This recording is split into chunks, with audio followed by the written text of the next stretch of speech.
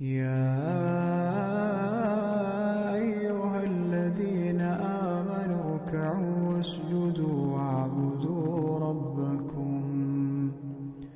واعبدوا ربكم وافعلوا الخير لعلكم تفلحون.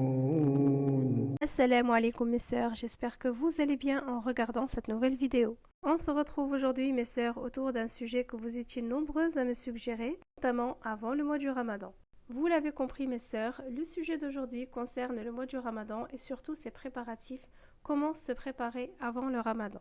Pour ce faire, mes sœurs, je vous ai préparé 5 étapes primordiales, principales à suivre pour réussir son Ramadan. Et je vous invite mes sœurs à rester concentrées du début jusqu'à la fin de la vidéo.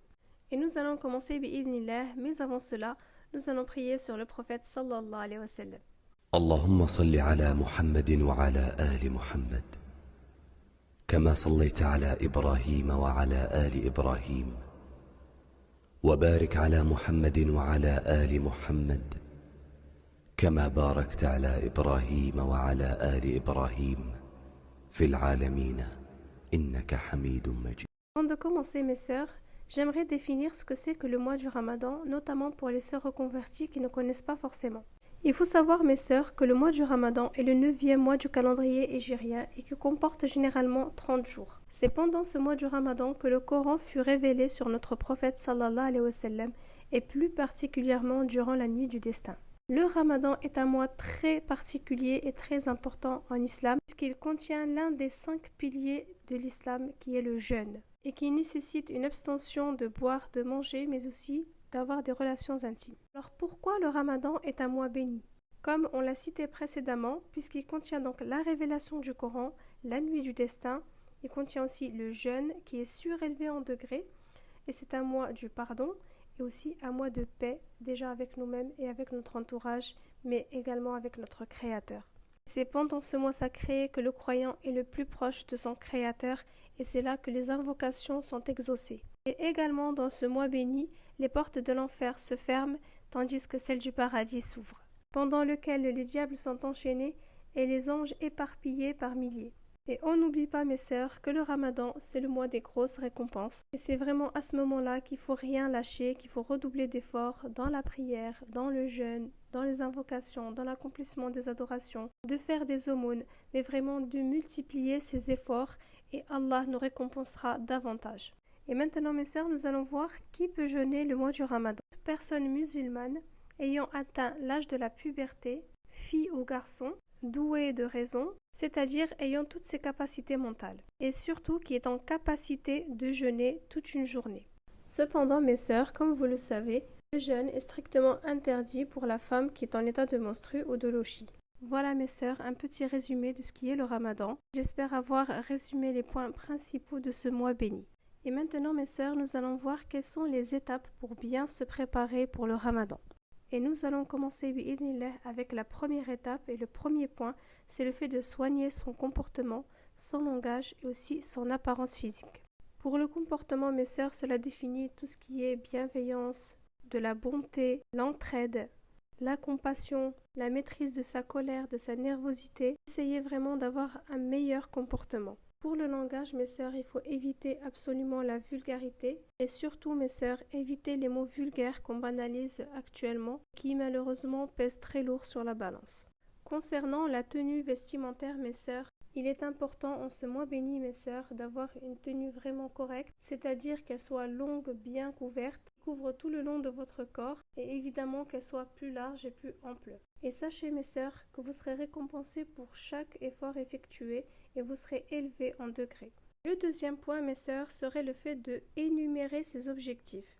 C'est-à-dire qu'on peut prendre par exemple une feuille et un stylo et commencer à faire des points de ce que nous avons comme objectif de réaliser pendant ce mois de Ramadan. Comme par exemple apprendre une sourate par cœur, lire et réciter le Coran et le clôturer pendant ce mois béni, ou bien tout simplement apprendre un nouveau verset par cœur, ou pourquoi pas approfondir ses connaissances religieuses, notamment en apprenant de nouveaux hadiths, ou bien également d'apprendre de nouvelles invocations ou des évocations qui nous aideront tous les jours dans notre vie quotidienne. Voilà pour ce deuxième point, mes sœurs, c'est vraiment important d'énumérer ces objectifs pour vraiment se repérer Et grâce à ce point, nous allons pouvoir nous évaluer par la suite grâce aux résultats. Le troisième point, mes sœurs, serait le fait de planifier ces adorations. C'est-à-dire, mes sœurs, mettre un horaire sur chaque adoration.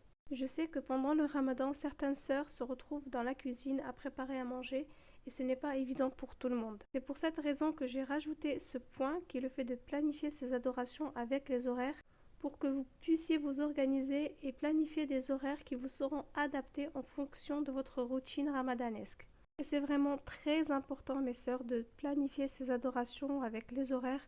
Ça aide vraiment pour ne pas se perdre, mais également pour mettre en place une certaine routine qu'on peut garder tout au long du mois, et ainsi préserver ses objectifs et aussi les atteindre.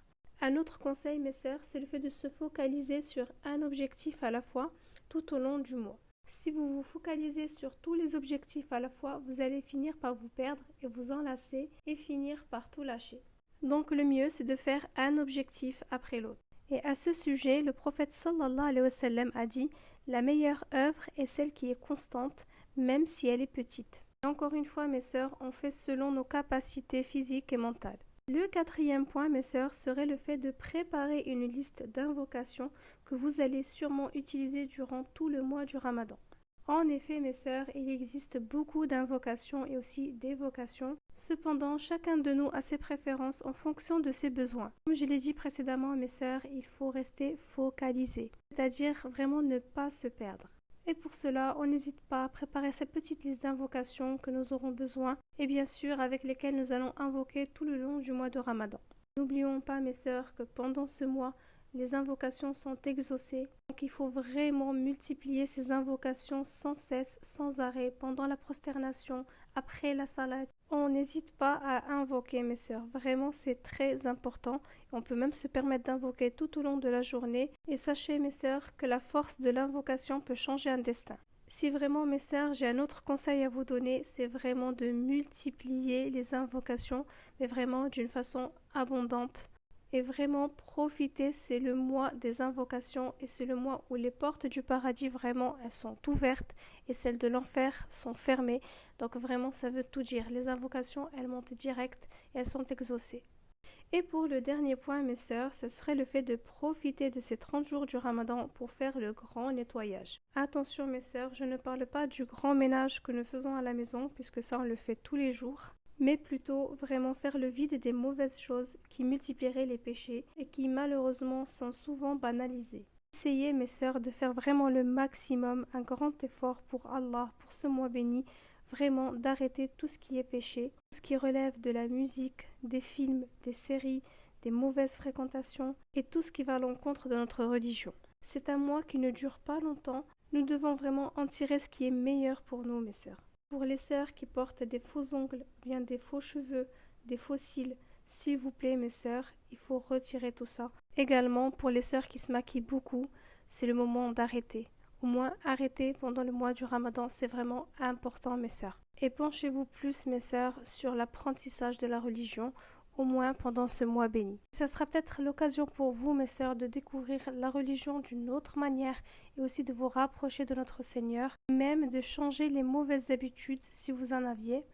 Pour ces raisons, mes sœurs, je vous conseille vraiment d'installer une petite routine d'adoration, que ce soit les prières, la lecture du Coran, l'écoute du Coran et toutes les autres adorations pour que, Inch'Allah, après le Ramadan, vous ayez en fait pris ces bonnes habitudes que vous pourriez par la suite pratiquer d'une manière quotidienne et constante.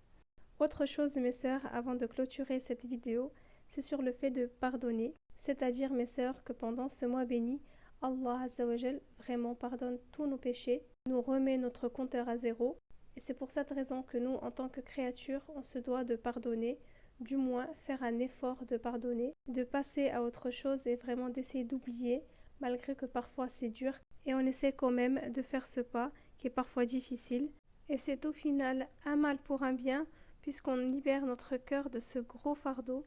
Et par ce fait, on libère notre cœur de toute la haine. Et voilà mes sœurs, on arrive à la fin de la vidéo. J'espère avoir cité tous les points importants que je devais vraiment vous dire. Et par ce biais, je vous souhaite à tous un bon Ramadan et que Allah vous protège, que Allah vous préserve et que Allah nous aide et nous guide toujours sur son droit chemin. Barakallahu fikum mes sœurs, prenez soin de vous.